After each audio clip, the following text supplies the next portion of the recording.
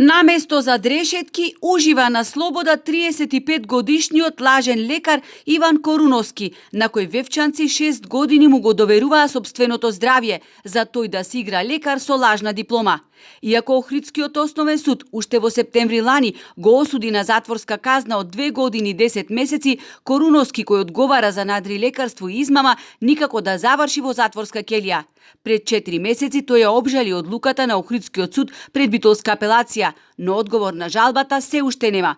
Се обидовме да дознаеме што се случува, но молку од апелациониот битолски суд.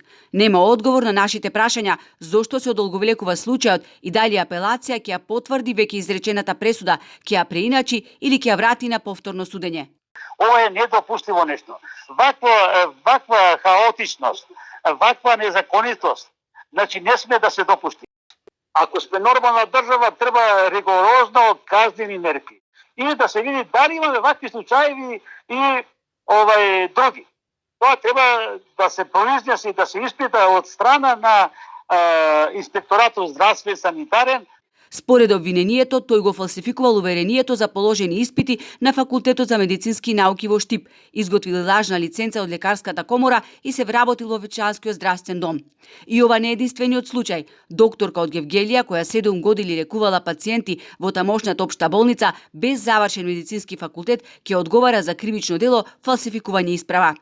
Обвинетата изготвила лажни јавни исправи. Уверение за дипломирање наводно издадено од Медицинскиот факултет при Универзитетот Свети Кирил и Методи во Скопје. И уверение за положен стручен испит наводно издадено од Лекарска комора на Македонија.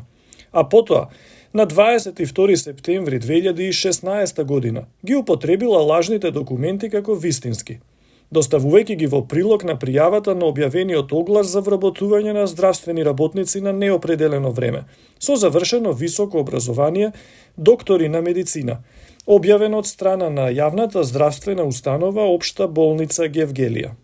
Истите лажни јавни исправи таа ги употребила за запишување на специјализација по анестезиологија на Факултетот за медицински науки во Штип. Подоцна лекарската комора утврдила дека обвинетата специјализацијата ја започнала врз основа на лажни документи и веднаш и бил поништен специјалистичкиот стаж и испит, а барањето за издавање на лиценца за работа и било одбиено како неосновано.